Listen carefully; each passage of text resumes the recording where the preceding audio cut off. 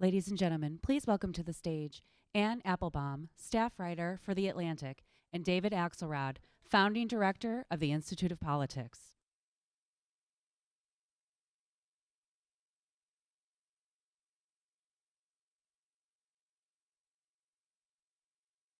Thank you. Wow.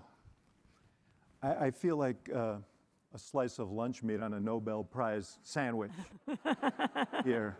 And thank God that I have Anne Applebaum with me.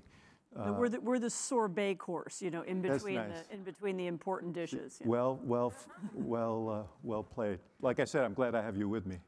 But for those who don't know, and I think many of you do, Anne is one of the most incisive writers on global politics, particularly the politics of, but not limited to, Eastern Europe, and has become, over the years, a important voice on this issue. I've been reading all your wonderful pieces lately, scary exhortations at times about where we are right now. You live in Poland, right across the border from Ukraine, and we'll get to that. But you just wrote a piece called Why We Should Read Hannah Arendt Now. And I raised that not just because she taught here and we're very parochial, but because you wrote your first line of that very good piece was, so much of what we imagine to be new is old. So many of the seemingly novel illnesses that afflict modern society are really just resurgent cancers diagnosed and described long ago. We heard Maria speak about what is part of what is new, but I'd love you to sort out in the struggle between autocracy and democracy, what is old and what is new? So first of all, thank you. It's a pleasure to be here. Not actually the first time I've spoken at an Institute of Politics event, and so glad to be back, I should say. I mean, when the founders of the United States of America were writing our Constitution, one of the things that they were worried about was demagogues who might come to power by abusing the trust of the mob. And so that was, you know, more than 2 centuries ago.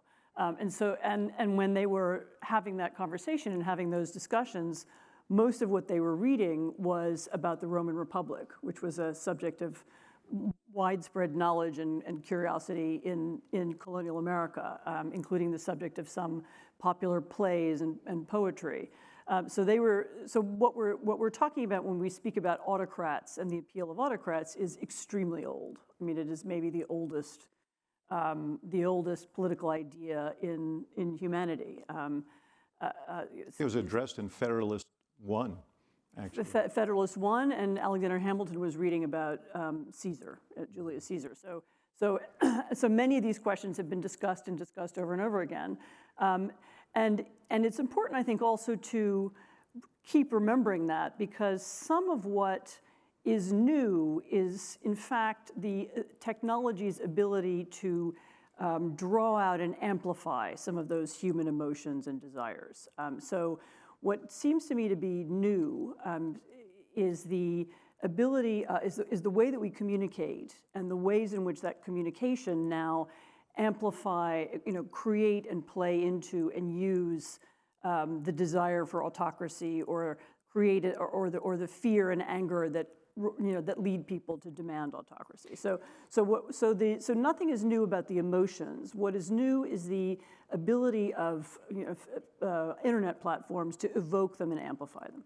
What about the deployment of these technologies by autocrats, not just in their own countries, but as an offensive weapon? That seems, I mean, we've always had those efforts, but they've sort of been turbocharged now.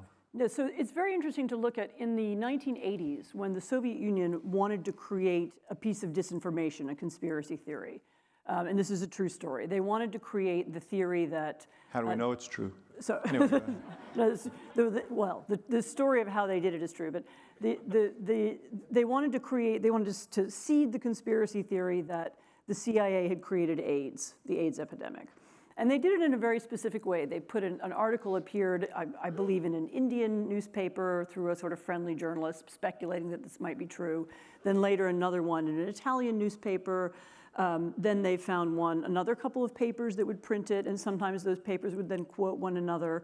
At one point, they found an East German scientist who appeared in public and said he'd found some evidence that this was true.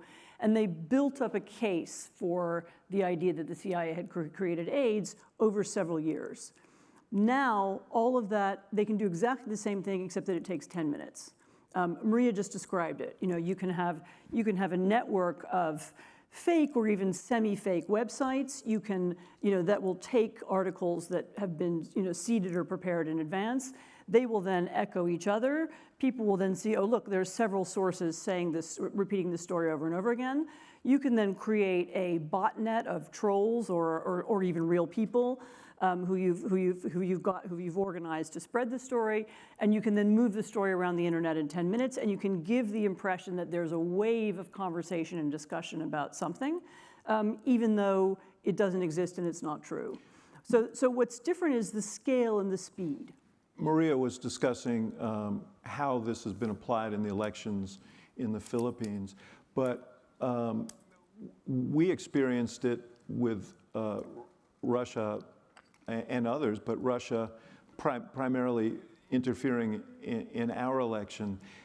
How new is that? So this is a really, in a way, this is the dark side or the flip side of globalization, namely that we all now live in the same information market. So as I said, whereas in the past the Russians or the Soviet Union would have had to try and get something going in the Indian market and then the Italian market and then somehow seed that into the American market, it's now essentially one market.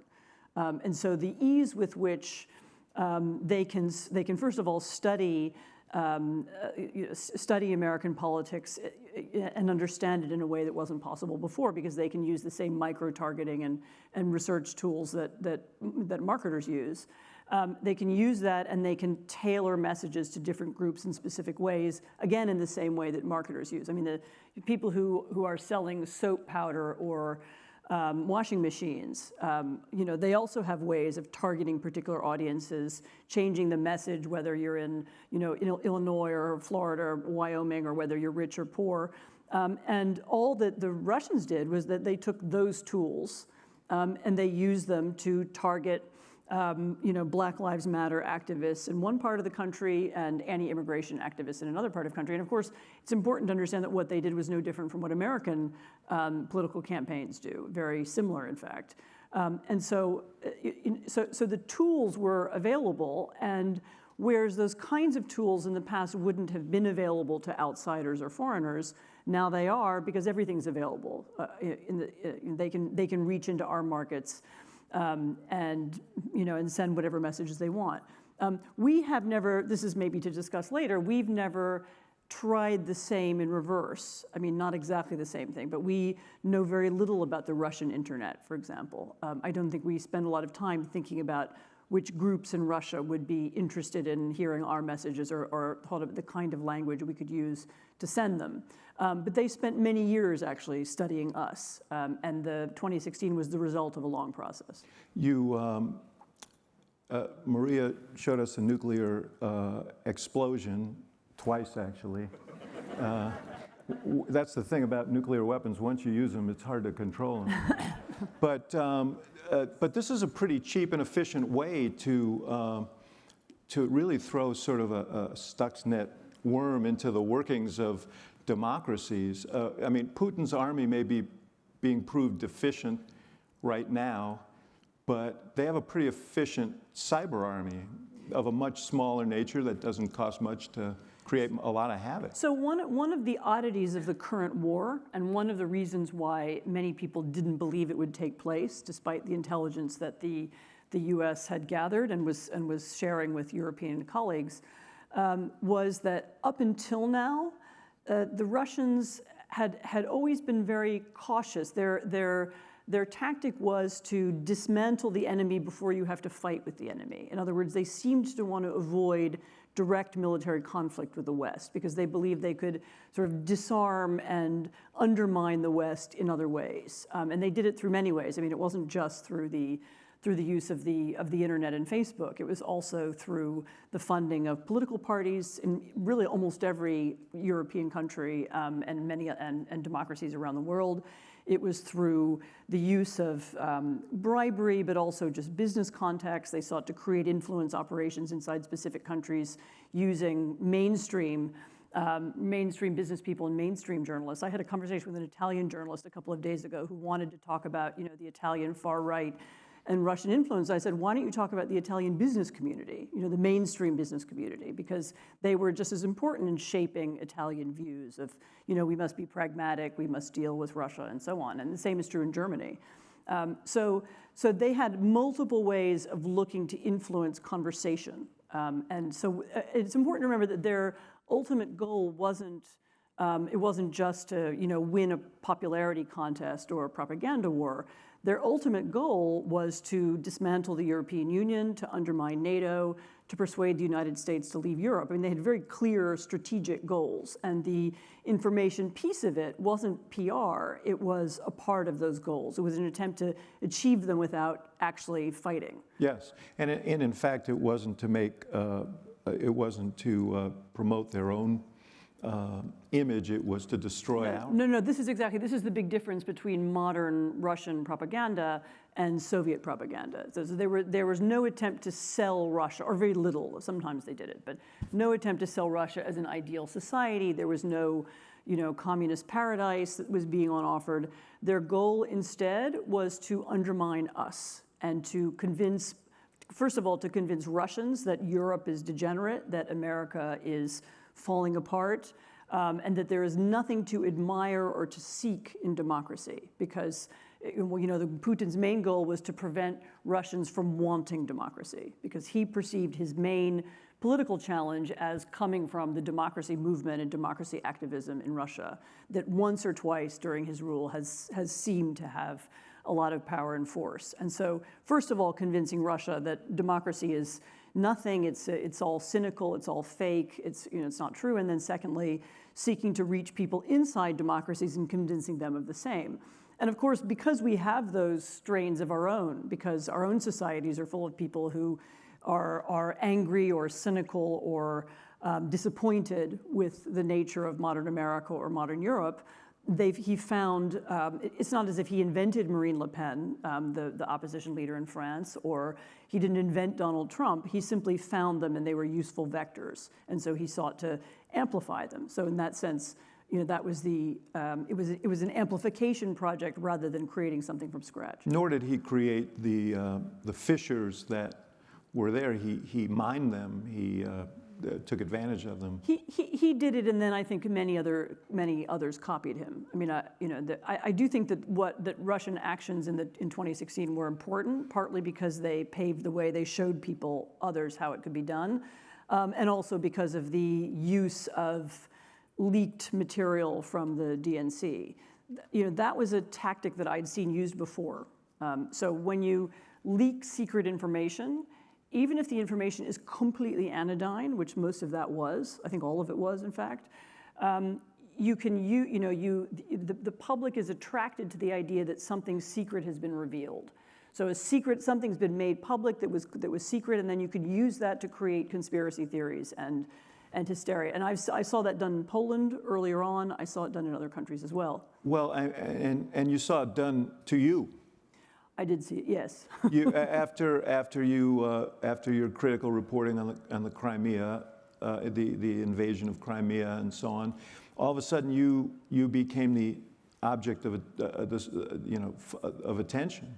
Yes. No. So there was a brief and very strange moment when a very odd journalist was in fact probably a former KGB agent in the United States began writing slanderous things about me. And this is actually how I learned about how this works, because one is always more interested in the slanderous things written about oneself. I mean, Maria knows this.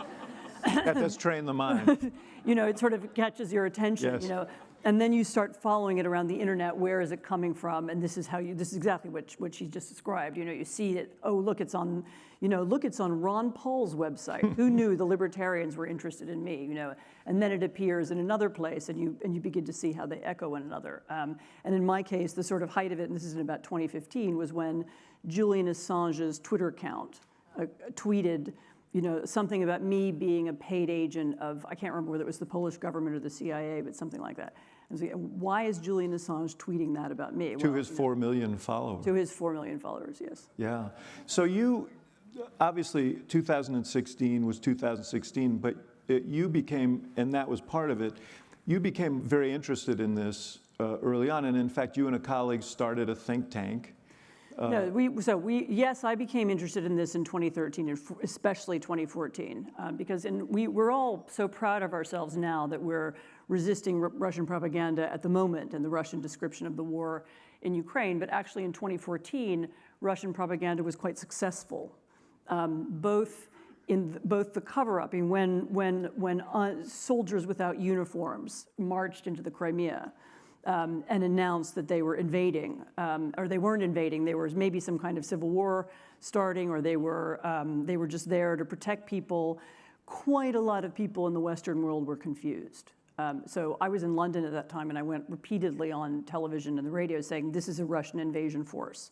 And people said, "But how do you know? They're not wearing uniforms. You know, maybe they're Ukrainian separatists. We don't exactly." And for a good few weeks, actually, there was a lot of confusion, and they were very successful in portraying this invasion as a non-invasion. The other thing they were successful at doing was smearing the Ukrainians. You know, they're Nazis, they're far right, they're ethnic nationalists, and there was a certain purchase for that view in mainstream circles in London and Washington and elsewhere. This time around, it's... What about in creating fissures between Eastern and Western Ukraine? So that's, I mean, Russia's been trying to do that for 2 decades. I mean, the point of Russian propaganda inside Ukraine was to create and amplify these divisions, whether they were over language or whether they were over interpretations of history and different ways of seeing the world. That has been their modus operandi there. And one of the effects of 2014 and the last 2 Ukrainian presidencies has really been to bring a lot of that to an end. And I think their invasion now is partly a recognition that you know, the information war failed in Ukraine, and Ukraine was, partly thanks to them, Ukraine was you know, unifying and you know, rebuilding its state and rebuilding its army, and it was not so easy to divide it using sort of slander and, you know, political games as it had been before. So let's go back to your journey. So you began paying a lot of attention to this, not just in all over Europe. So we started, this was at a think tank. It was originally a kind of think tank program, and then we moved it to the London School of Economics. This is with my colleague, Peter Pomerantsev. And it's very interesting how it evolved. It's now, by the way, it's now at Johns Hopkins. It evolved as originally we were investigating how does Russian propaganda work, and we tried to track it in different ways. We worked with a lot of other different groups who were doing this. We tried to track it, we tried to understand it. We did a couple of publications on the Swedish elections, on German elections.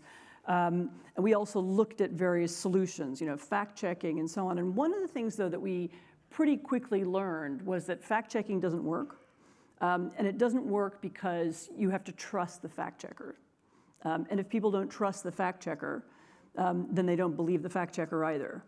And so much of what we were talking about, in fact, was about, this was just alluded to as well, was about creating communities of trust. Mm-hmm. How do you build those for people? And that's exactly what Maria was talking about in the project that she's working on in the Philippines. Exactly. So how do you create communities of trust? And also, how do you get to the underlying problems of division and polarization? How can you heal polarization? How can you bring people together? Because if you want people to believe something that's true, you almost have to build a community around it. I mean, one of the other effects of it isn't just about the internet, but it is a sort of effect of trolling of all kinds, is that we've had, and this is beautifully described by Jonathan Rauch in his recent book called The Constitution of Knowledge.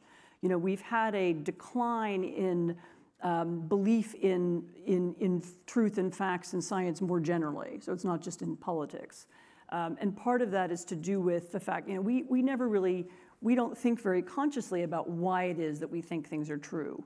But there's a whole ecosystem, here at universities, there's a scientific method, and there are peer-reviewed papers, and there are arguments among colleagues, and there is a conversation that leads people to conclude that something is true. And you arrive at it through a series of institutions, and that's true in journalism, it's true in academia, it's true in government. You have government, ombudsmen and inspectors and so on, and you reach conclusions based on these networks. If you disrupt those networks and make people feel no sense of faith in those networks, they hate universities, they hate journalists, they hate the government, they hate bureaucrats, then you suddenly find that what is true and what is not true is disputed.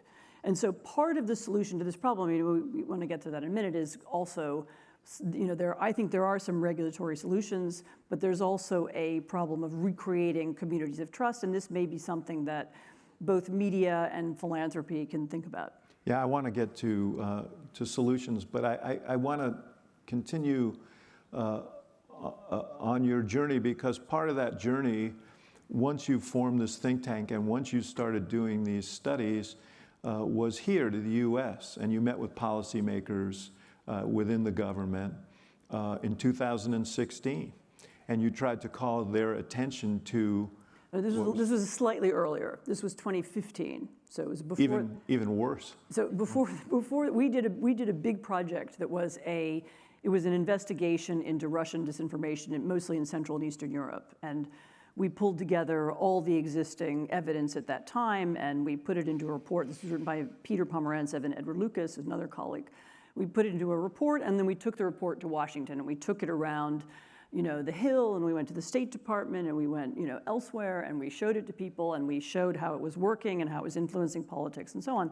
And the reaction we got, and remember, this is April 2015, the reaction we got from people was, well, this is all very upsetting and distressing, and it's really too bad for Slovakia, that they have this terrible problem, Yeah. And we're sorry, about Slovakia, and maybe we'll think of a State Department project that can help the Slovaks. Yes, this goes to your point about people, Maria, Americans tend to think they're immune. Right. I thought Americans would be immune, and as the 2016 election unfolded, I watched kind of my jaw dropping as I saw Russian slogans that I knew had originated in the Russian media appearing in the U.S. election campaign. Yeah, talk a little bit more about that. What did you see in 2016 that you thought was symptomatic of what you knew were patterns of behavior? Well, there were several things. One of them was, literally I could follow. There were these slogans. Do you remember Hillary Clinton will start World War III. Obama created ISIS.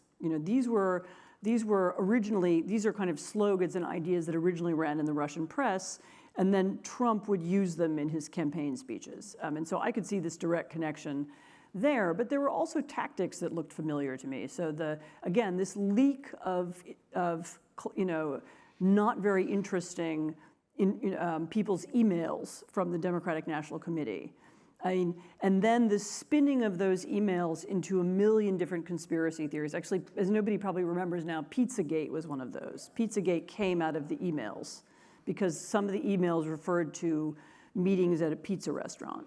This was the story about a pedophilia ring. Right, and CP, which is cheese pizza, is meant to be a symbol for child pornography. And so people read into the emails this story about child pornography in this particular pizza restaurant in Washington, and as we know, at the height of the madness, poor guy from North Carolina drove up to Washington with a shotgun and came to the restaurant to free the children who were in the basement. Yeah. And then he discovered there was no basement. Remind me to order sausage the next time. Right, exactly. but the technique, in other words, create this idea that there is something secret has been revealed. And that and to then spin off. There was a kind of Catholic conspiracy theory that came out of that. There were a whole bunch of things. This is something I'd seen before. This happened in Poland in 2014, 2015 as well. So I'd seen exactly the same technique before. So I knew somebody was learning something from someone. Yeah, I should ask you, your husband was the foreign minister in Poland and is still involved a member of the European Parliament. He's a member of the European Parliament. Yeah. What was his experience like as a member of government? Well, senior member of government.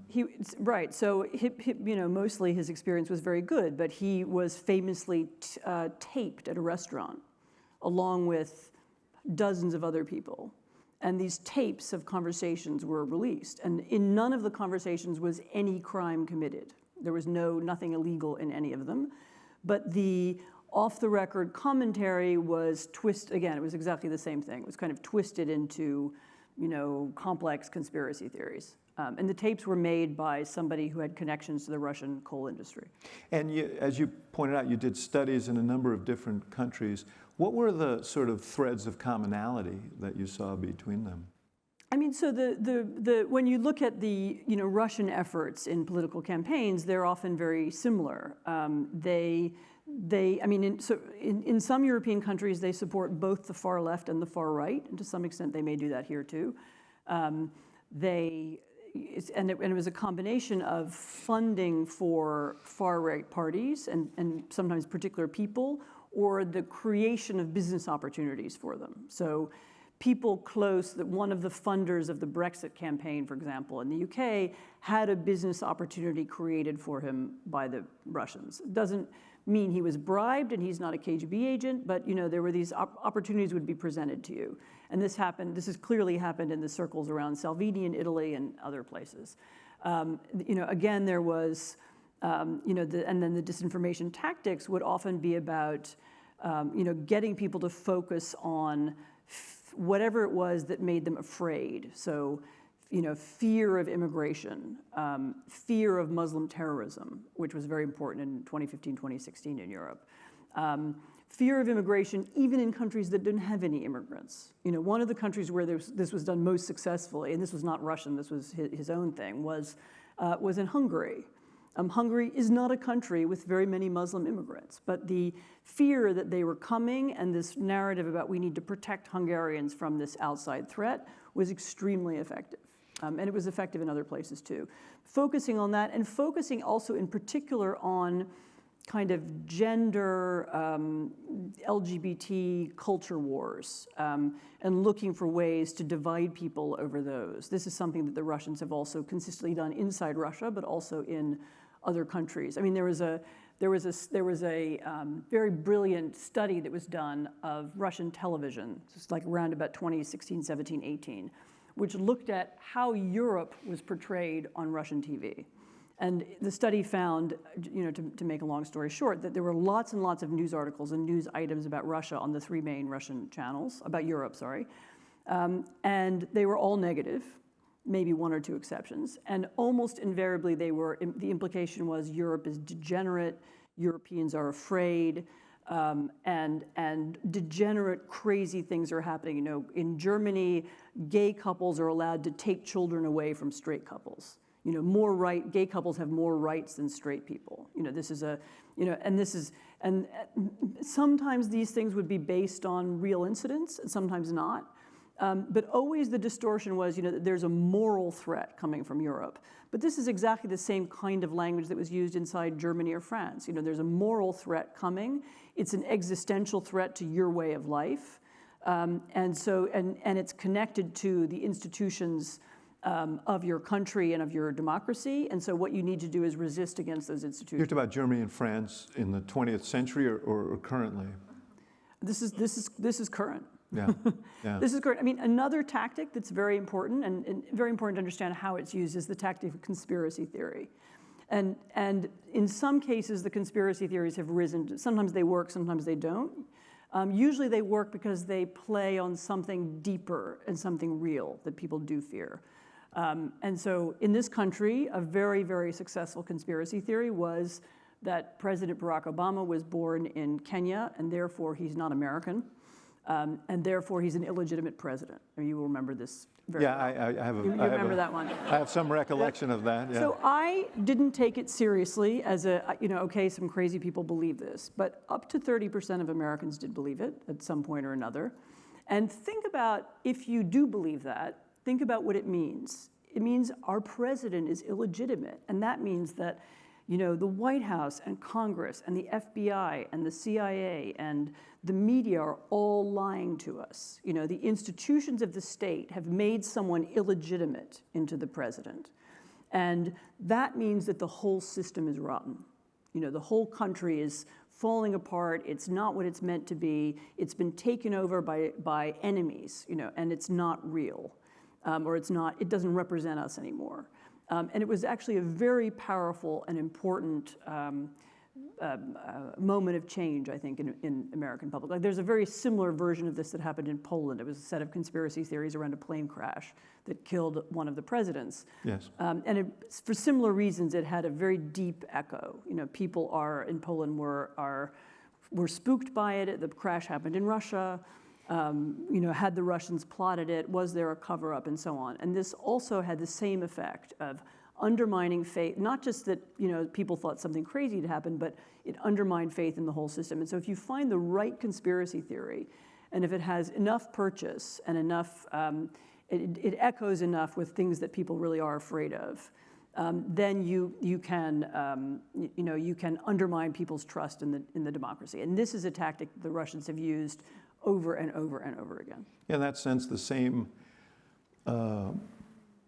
dynamic that causes this to be a profitable strategy for social media platforms makes it a profitable strategy for political insurgency. Yeah. No. And conspiracy theories spread because they what the good ones do. Some of them don't work, but what the good ones do is they seem to provide. Now, let's talk about good conspiracy. Good ones, successful ones. Yeah. Well, what is the word? Effective ones. Yes. What they do is they seem to provide an explanation for mysterious facts, or things that seem strange to people.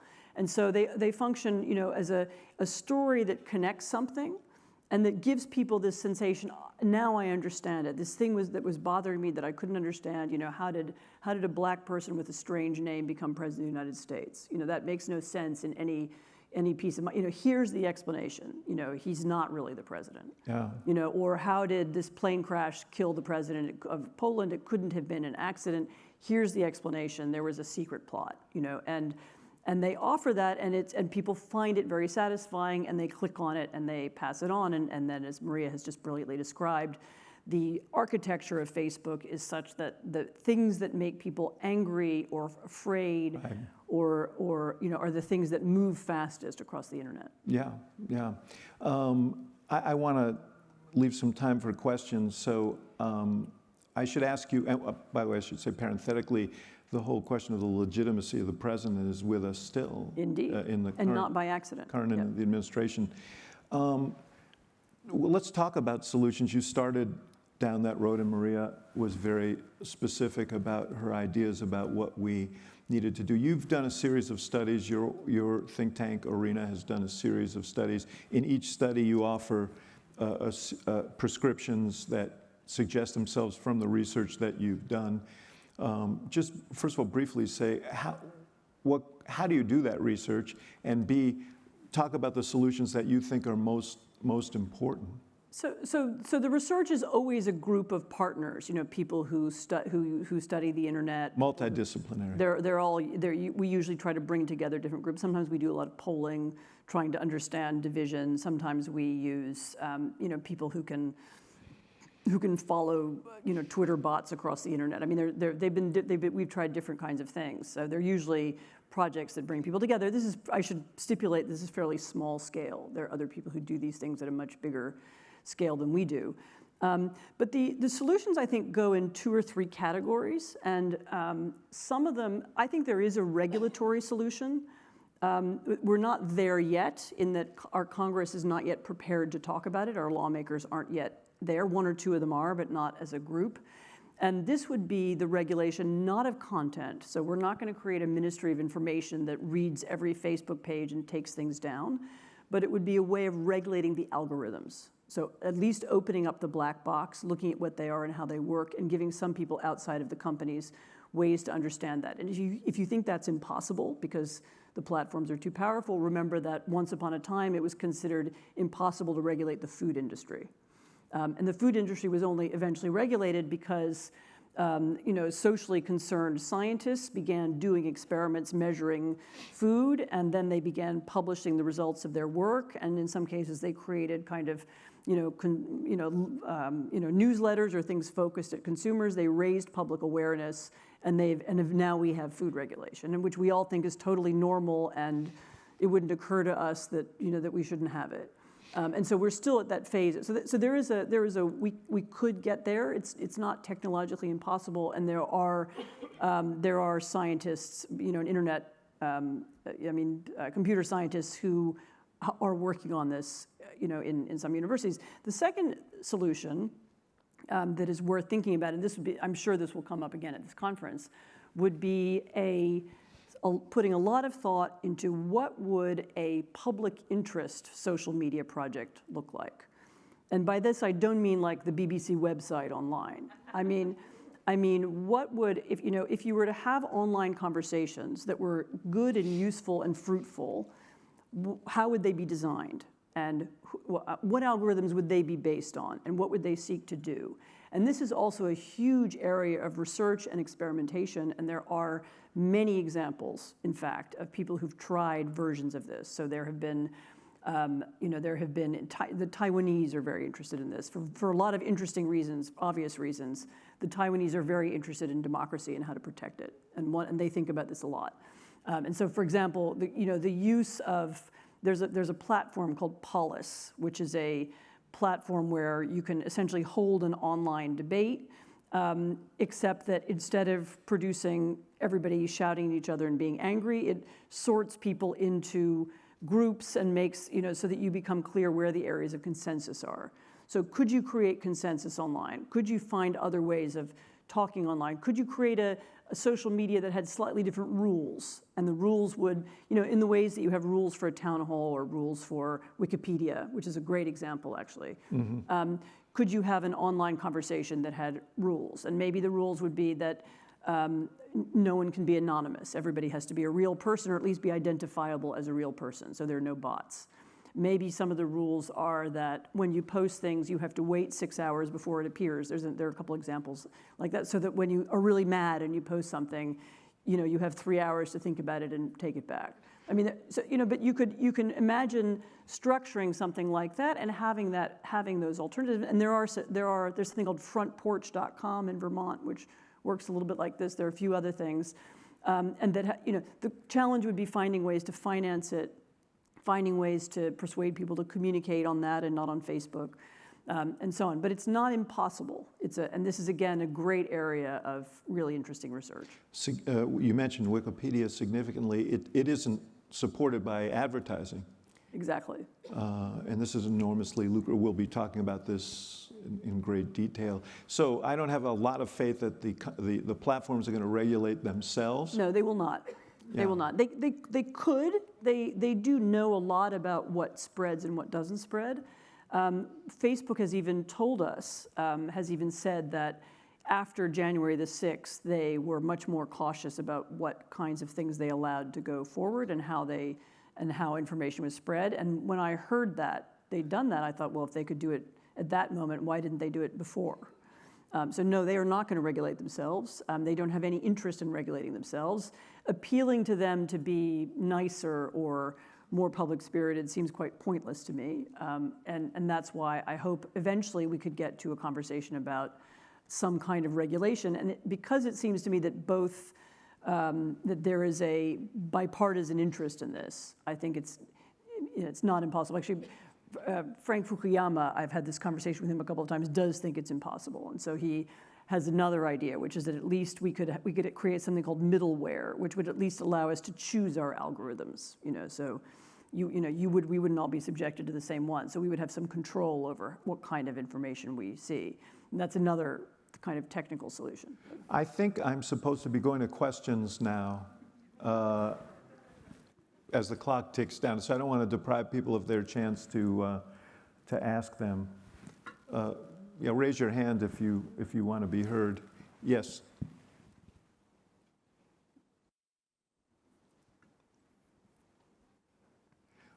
Also, turn on the microphone if you want to be heard.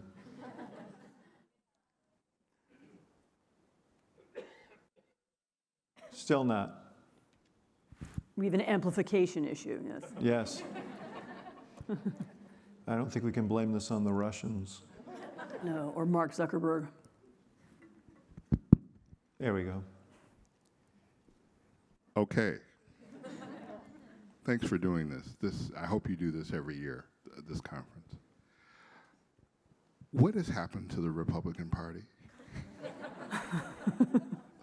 When you stop to think about what happened in the hearings for the Supreme Court justice and the kinds of questions that were asked, when you talk about some of what Ann mentioned about, Barack not being, an actual American president, when you stop to think about what actually happened on January 6th and what led up to that, back to my original question, what the hell happened to the Republican Party?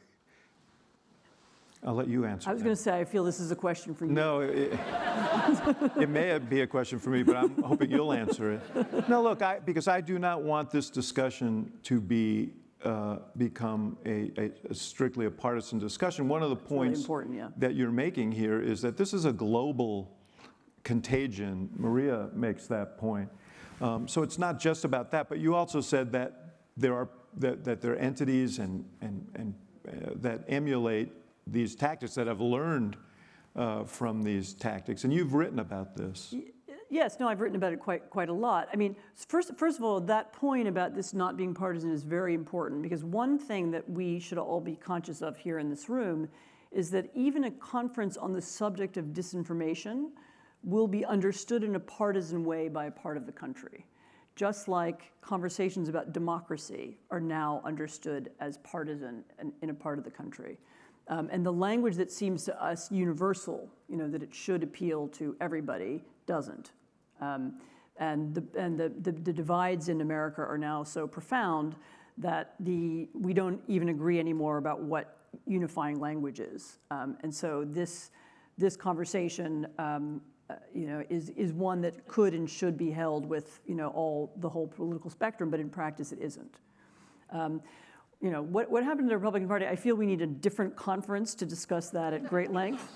But look, I mean, the Republican Party in some ways reacted to the changing nature of communication. I mean, this is one piece of the answer, and this is maybe the one relevant to this conference, in that a part of the party worked out that the way to reach people was through anger, division, and conspiracy theory, and that when they used that kind of language, it spread very quickly and became viral and appealed to people. And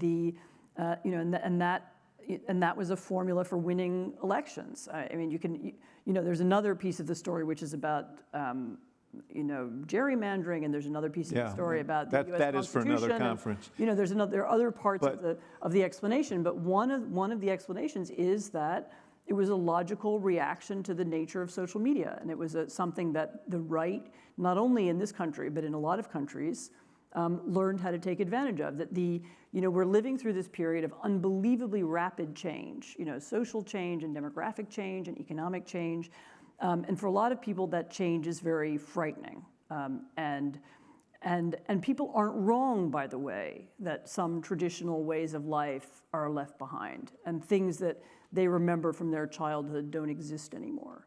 And one of the things that the Republican Party did successfully was sort of weaponizing that nostalgia, and that belief. But we should say, and I want to take this last question, the question from over here, but we should say that some of the themes that you articulated in other places were the same themes that were so powerful here with Republican or some Republican voters that helped propel the sort of populist right-wing. Yes, no, themes. There's we had an enormous period of political change, and then we have a backlash as people are uncomfortable with the change, and a part of the party understood that and used it and deepened it.